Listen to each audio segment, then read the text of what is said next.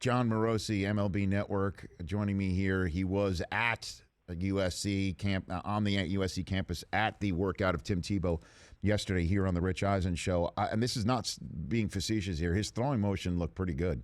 I mean, it looked like he has an arm out there in right field. Is that what they put him out there in right field to show his arm strength? John, is that what happened yesterday? Yes, I think it was, in many ways, Rich, it was a classic baseball scout showcase. He did all the basic tools you want to see were on display. He ran, he fielded, he threw to bases, as you mentioned, went through the batting practice, and then the live BP, there was 18, 19 plate appearances that he had against former Major League pitchers David Aardsma and Chad Smith. So in right field, I think they wanted to get a sense for how he moved out there, his throwing motion. I think you would probably grade his arm out as Major League average.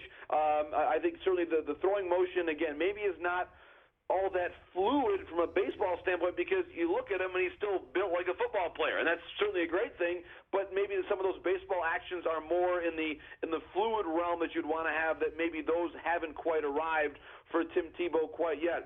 But I would tell you this, Rich. I was sitting beside Ben Francisco during part of the workout. Ben Francisco, a longtime Major League player for the Indians and Phillies most notably, and he said basically he has many of the tools that you need to play in the major leagues. The physicality is there, and once you've signed that minor league contract, if you're at Class A ball, your ability to advance from there is really dependent upon your mental strength, your mental toughness, your physical capability and aptitude.